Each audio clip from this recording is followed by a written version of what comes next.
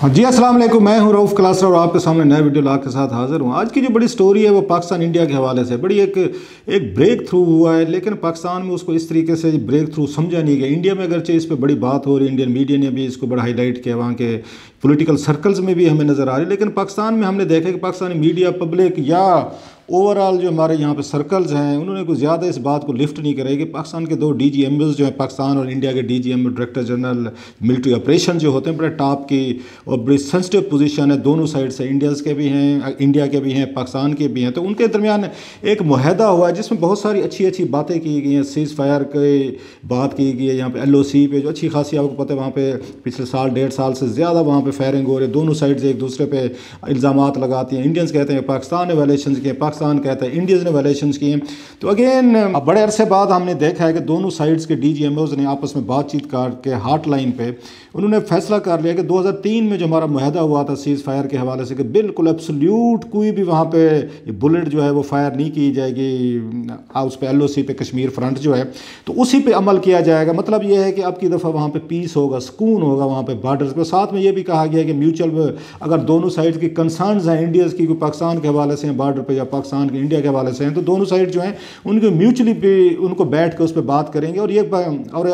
और ये हमें बताया गया कि दोनों साइड्स जो थे या दोनों जो DGMOs थे उनका बड़े अच्छे एक कॉर्डियल उन्होंने एनवायरनमेंट में बात की। सो एक थोड़ी सी ब्रीदिंग स्पेस आप उसको कह सकते हैं मिली है। इस पर पाकिस्तान में कुछ ज़्यादा, जैसे मैंने कहा, कुछ जोशो खरोश मीडिया ने, वो ठीक है, खबर चली, वहाँ पे ISPR ने भी इस पर उन्होंने बात की। इंडिया में भी हमने देखा, वहाँ से भी ये खबर वहाँ से बाहर निकली, तो लोग थोड़े से हैरान भी हुए, अगरचे बाद में क्वेश्चन उठने शुरू हो गए। पाकिस्तान में इसलिए भी ये खबर थोड़ी सी दब कर रहेगी कि पाकिस्तान में खुद बहुत कुछ हो रहा है यहाँ पर। आपको पता है पॉलिटिकल फ्रंट पर रोज़ाना की बुनियादों पर कुछ ना कुछ यहाँ पे एक्टिविटीज़ चल रही हैं। कल जब ये खबर आई थी तो उस वक्त पाकिस्तान के इलेक्शन कमिश्नर जो हैं उन्होंने एक उन्होंने बड़ा स्टेप लिया था। डस्का का इलेक्शन था, उसके उन्होंने रिपोलिंग का आर्डर किया, प्लस उन्होंने बहुत सारी टॉप ब्यूरोक्रेसी थी जो उसकी डिवीजन की गुजरांवाला के, उनके खिलाफ उन्होंने कार्रवाई की थी। एक पाकिस्तान के उसमें कंटेक्स्ट में बड़ी खबर थी कि पाकिस्तान में हमने कभी नहीं देखा कि इस लेवल पर ये जो पाकिस्तान का इलेक्शन कमीशन है हुकूमत के खिलाफ फैसले दे, और ब्यूरोक्रेसी सिविल और उसमें ब्यूरोक्रेसी भी थी, और उसमें पुलिस के बड़े अफसरान भी थे, तो उनके खिलाफ कार्रवाई का जो हुक्म था, तो वो खबर बड़ी बन के मीडिया को साफ ज़रा पाकिस्तानी उसमें कंटेक्स्ट में वो बड़ी खबर लगी थी। लिहाजा ये खबर जो है ये दब कर रह गई इसमें कंटेक्स्ट में। अब वहाँ से भारत से जो अगर उनका मीडिया जो स्टोरीज दे रहे हैं, खबरें दे रहे हैं, वो बड़ी इंटरेस्टिंग है। अगरचे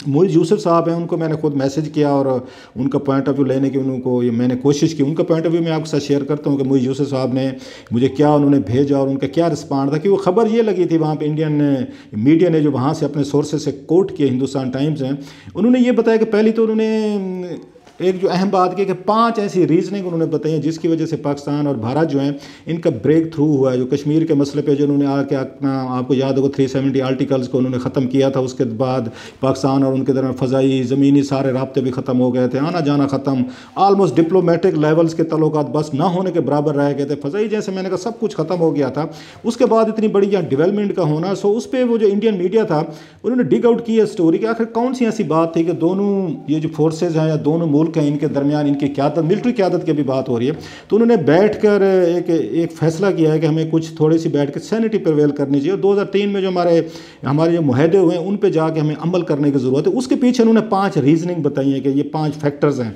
वो तो मैं आपके साथ शेयर करता हूँ कि कौन से 5 फैक्टर्स हैं जो उनका ख्याल है जिसकी वजह से पाकिस्तान और इंडिया जो है इनका ब्रेक थ्रू है, थोड़े से हालात जो है नॉर्मलाइज होते हुए हमें लग रहे हैं, और मज़ीद की वो प्रेडिक्शन कर रहे हैं कि अभी वो कहते हैं शुरुआत है। पहले तो ये किया गया है कि बॉर्डर पर ये जो फायरिंग हो रही है रोज़ाना की बुनियादों पर, इसको कंट्रोल किया जाए ताकि वहाँ पे दोनों साइड से कैजुअल्टीज़ जो हो रही हैं उनको रोका जाए, ताकि एक जो यहाँ दुश्मनी का लेवल है, डेली अखबारात में रिपोर्ट होना,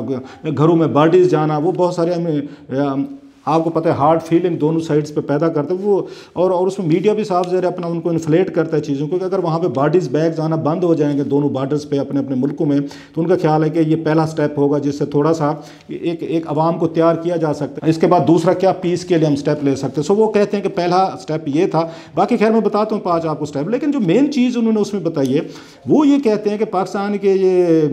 नेशनल सिक्योरिटी एडवाइज़र है मोइज़ यूसुफ इनका नाम है, इनकी और अजीत डोवल जो हैं इनके इनके इंडिया के वो जो उनके नेशनल सिक्योरिटी एडवाइज़र हैं, हिंदुस्तान टाइम्स ये दावा कर रहे हैं कि इनकी यहाँ सीक्रेट मुलाकात भी हुई है, इनके बहुत सारे सीक्रेट कंटैक्ट्स भी आपस में रहे, बैकडोर चैनल जिनको कहा जाते हैं। और बहुत सारे लोग, मेरी कुछ से बात हुई, वो ये मानते हैं कि इतना बड़ा स्टेप जो लिया गया है, कुछ जो 5 फैक्टर्स मैं आपके साथ अभी शेयर करूँगा, वो कहते हैं ये बैकडोर चैनल्स के ज़रिए ही ये चीज़ें पॉसिबल होती हैं। पहले आप बैठ के बहुत सारी चीज़ों को सेटल करने की कोशिश करते हैं कि कम से कम, वो कहते हैं ना, मिनिमम लेवल पे हमें कुछ आके एग्रीमेंट करने चाहिए, कुछ मिनिमम हमारे पास एजेंडा होना चाहिए जिस पे दोनों साइड जो हैं वो उस पर एग्री करें। लेकिन इसमें जो मेन चीज़ थी वो यही थी कि अजीज डोवल और उनकी मुलाकात हुई है, इनकी पाकिस्तान के जो NSA मुइज़ यूसुफ साहब जो हैं। अच्छा, ये कोई पहली बात नहीं है कि इस तरह की खुफिया मुलाकातें अगर हुई हैं, अगेन माजी में वो भी खुफिया मुलाकातें करते हैं, बल्कि जनरल हमीद गुल साहब जो ISI के चीफ थे यहाँ पे, तो उस वक्त इंडिया के जो वहाँ पे रॉ के चीफ थे, इनकी भी वहाँ पे एक यूरोपीय मुल्क में मुलाकातें होती रही हैं, कुछ इश्यूज़ को सॉर्ट आउट करने में या बैठ के कुछ अपनी SOPs तय करने में, कि दोनों एजेंसी जो हैं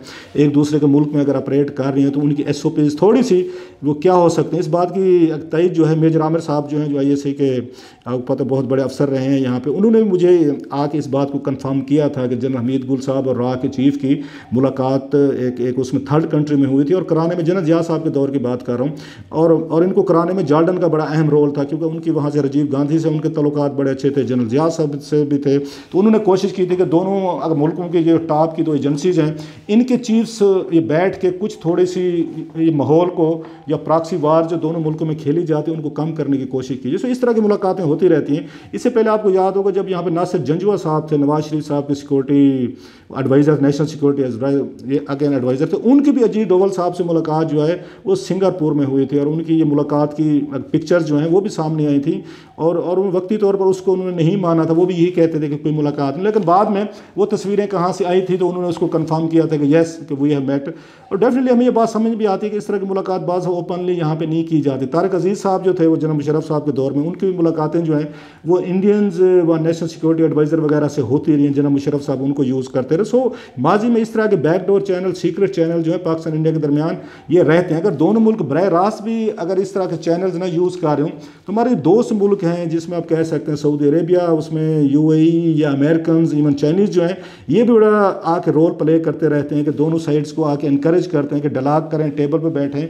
और कुछ जो इश्यूज़ हैं, कंसर्न्स हैं, शिकायतें जो हैं वो एक दूसरे को वो दूर की जा सकें। और ये डिनाइल भी आते रहते हैं। लिहाजा मुइज़ यूसुफ साहब जो हैं उन्होंने बड़ा क्लियरली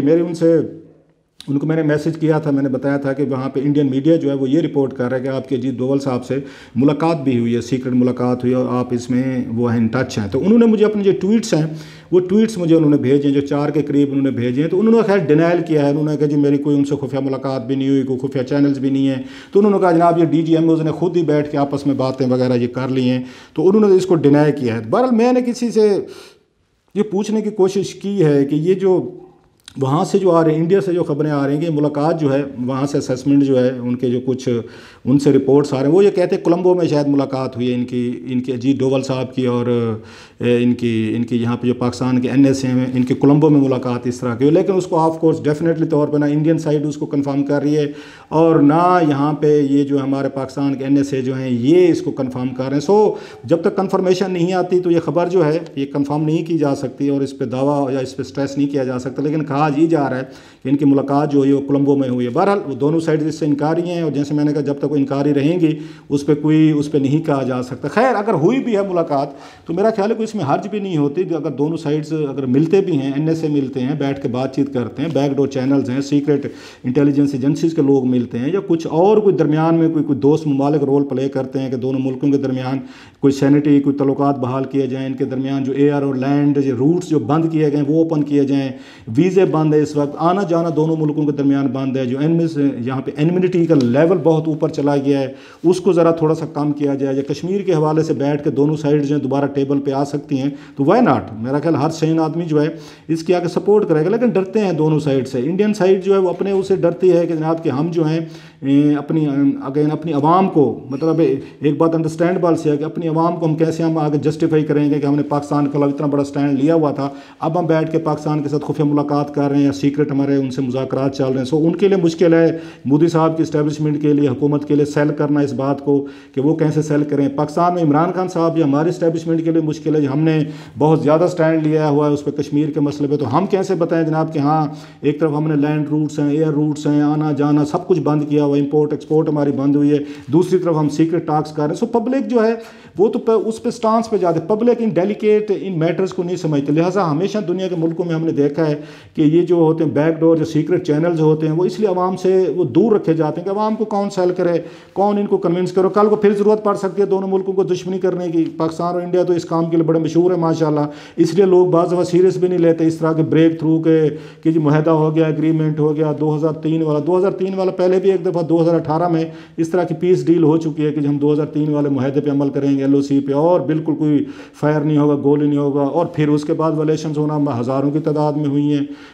अगेन उसमें वलेशंस हैं। सो पाकिस्तान इंडिया का पीस बॉर्डर पे जो है ना, अगेन ये ना उस पर रिलायबल है, ना परमानेंट है, ना इस पर ट्रस्ट किया जा सकता है दोनों मुल्कों के। उस पर एक गोली चलती है, जस्ट वन बुलेट, वो किसी साइड से चले, उसके बाद वो तड़ फिर वो दोबारा वही बैक टू स्क्वायर वन वाला हिसाब है। सो इसलिए बहुत सारे लोग दोनों मुल्कों में ज़्यादा एक्साइटेड नहीं होता इस तरह के मुआहदों से, इस तरह के ब्रेक थ्रू से, इस तरह की खबरों से। बहरहाल अगेन फिर भी कहीं भी पीस की कहीं भी छोटी सी कोई आपको विंडो नज़र आए, कोई किरण नज़र आए, तो मेरा ख्याल उसको वेलकम करना चाहिए। बहरहाल वो मैं आपको बताना था कि वो कौन से, वो ये कहते हैं कि वो 5 स्टेप्स हैं जो लिए गए हैं जिससे पता चलता है कि सीक्रेट बैकडोर चैनल जो है ना वो ऑपरेट कर रहे हैं। सबसे पहले तो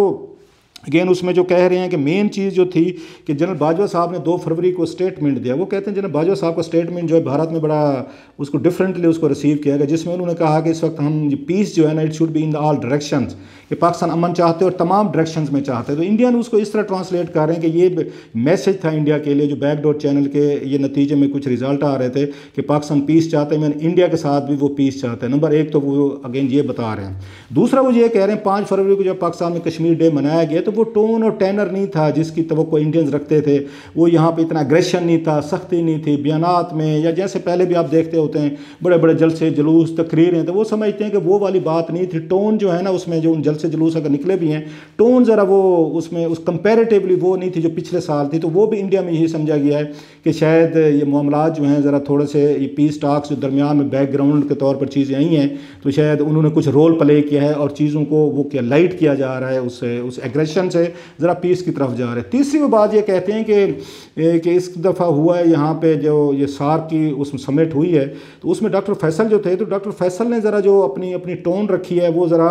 प्रोफेशनल रखी है। नहीं तो पिछले साल हमने ये देखा था कि पाकिस्तान ने कश्मीर पे बात की थी और ख़ासा वहाँ बदमज़गी पैदा हो गई थी जब सार्क के कोविड के हवाले से। इस साल पाकिस्तान ने सिर्फ कोविड के इशू पे, जब डॉक्टर फैसल गए थे, उन्होंने कोविड के इशू तक अपने आप को महदूद रखा है। वो देखते हैं कि ये भी एक उसमें मेन फैक्टर था जिससे लगा कि पाकिस्तान और इंडिया थोड़ा सा अपने आप को वो कर रहे हैं, एक उस प्रोफेशनल चीज़ में जा रहे हैं। चौथा वो कहते हैं जो बड़ी चीज़ है कि इमरान खान साहब का जहाज़ जो भी कोलंबो किया है, उन्होंने इसको अलाउ किया, इंडियन एयर स्पेस यूज़ करने की इजाज़त दी गई है। माजी में हमने देखा पाकिस्तान ने 2 दफ़ा, उन्होंने मोदी साहब ने जाना था, उसमें सऊदी अरेबिया जाना था 2019 में, उनको इजाज़त नहीं दी गई थी कि आप एयर स्पेस ये यूज़ करें। फिर वहाँ के अगेन इंडिया के ये जो थे उनके प्रेसिडेंट थे, उन्होंने आके स्पेस यूज़ करनी थी पाकिस्तान की, पाकिस्तान उस वक्त भी इजाज़त नहीं दी थी। अब पाकिस्तान को इजाज़त दी गई इमरान खान साहब को कि वो यहाँ से उसमें चले जाएँ और उस पर जाकर उसका कोलंबो का दौरा करें। लास्टली वो कहते हैं कि सीज़ फायर वायलेशन जो है पिछले वीक्स में जब से बैकडोर चैनल्स एक्टिव हुए हैं वो कम हो गए हैं, बॉर्डर पे फायरिंग कम हुई है। सो वो ये कहते हैं ये वो फैक्टर्स हैं 5 जिसकी वजह से ये अगेन ये कहा जा सकता है कि बैकडोर चैनल्स एक्टिवेट हुए हैं और दोनों मुल्कों के NSA इन बड़ा एक अहम रोल प्ले किया। अगरचे वहाँ से मैंने कहा कि डिनाइल आ रहे हैं इनकी खबरों के, मुझे यूसेस और डिनाइल कर रहे हैं, लेकिन इंडियन को NSA वो चुप है, इस पर उन्होंने बात नहीं की। लेकिन मीडिया उनका यही कह रहा है, कन्फर्म कर रहा है कि मुलाकात भी हुई है, बैकडोर चैनल्स भी हैं, और जो लोग हिस्टोरिकल इन तमाम डेवलपमेंट्स को देखते हैं, फॉलो करते हैं, वो भी यही कहते हैं कि जनाब के बगैर बैकडोर चैनल्स के इस तरह के जो इनिशिएटिव लिए गए, स्पेशली इमरान खान साहब का उनके जहाज़ को इजाज़त देना कि इंडियन एयर स्पेस यूज़ करे, ये बगैर बैकडोर चैनल कुछ बेहतर अंडरस्टैंडिंग के बगैर नहीं हो सकता। बहरहाल जो भी हुआ है, बैकडोर चैनल्स इस्तेमाल हुए नहीं हुए, ये खुफिया मुलाकातें NSA की हुई हैं नहीं हुई, द गुड थिंग इज़ कि दोनों मुल्क को दोबारा थोड़ी सी सैनिटी आई। अगरचे हम ज़्यादा उम्मीद इसलिए नहीं रखते कि वक्ती तौर पर चीज़ें आती हैं, फिर वही जैसे मैंने कहा छोटी सी बुलेट, एक छोटी सी तकरीर, एक ट्वीट, एक मैसेज, वो सारी चीज़ें ख़राब कर देते। बट अगेन लेट्स ये होप इस दफ़ा ये दोनों मुल्कों की लीडरशिप जो है, मिलिट्री और हमारी पॉलिटिकल और इंडियन की भी, वो बैठ के कोई मेच्योरिटी का सबूत देंगे और चीज़ों को आगे लेके बढ़ेंगे और इस खिते को आगे अमन देने की कोशिश करेंगे जिसकी हमें सबसे ज़्यादा ज़रूरत है।